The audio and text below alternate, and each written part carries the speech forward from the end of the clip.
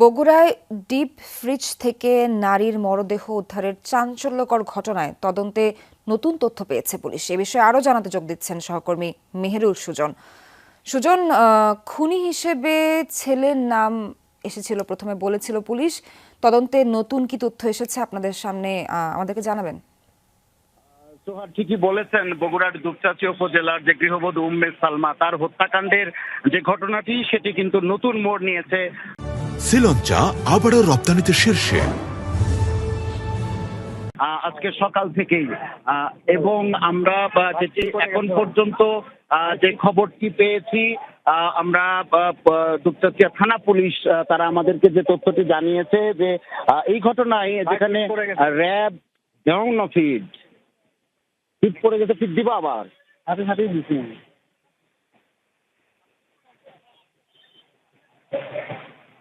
Hello hello,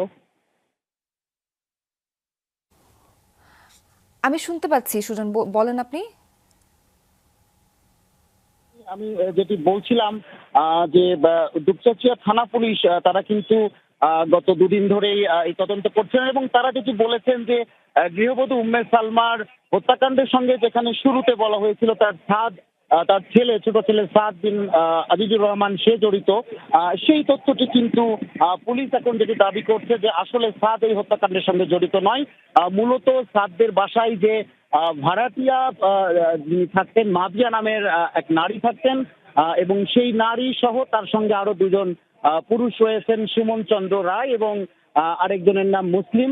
এই তিনজনে মিলেই মূলত এই হত্যাকাণ্ডটি ঘটিয়েছেন এবং এই মুহূর্তে আমরা দুপচাঁচিয়াতে সেই ঘটনাস্থলেই রয়েছি সোহার, এবং আমরা দেখতে পাচ্ছি যে পুলিশের হাতে আটক যে মাবিয়া তাকে এই মুহূর্তে নিয়ে আসা হয়েছে এই যে ভিকটিম উম্মে সালমা তার বাড়ির সামনে। এবং আমাদেরকে পুলিশ কর্মকর্তারা যেটি জানাচ্ছেন যে মাবিয়া, সুমন এবং সুমনের সঙ্গে আরো একজন ছিল মুসলিম, তারা তিনজনে মিলেই কিন্তু মূলত এই হত্যাকাণ্ডটি ঘটিয়েছেন এমনটি কিন্তু তারা স্বীকার করেছেন এবং তাদের যে স্বীকারোক্তি সেই স্বীকারোক্তি অনুযায়ী কিন্তু পুলিশ বেশ কিছু জায়গা থেকে এই ঘটনায় ব্যবহৃত, হত্যাকাণ্ডে ব্যবহৃত কিছু অস্ত্র, কিছু আলামত এবং এই বাসা থেকে খোয়া যাওয়া রাউটার, মোবাইল, সেগুলো কিন্তু পুলিশ উদ্ধার করেছে এবং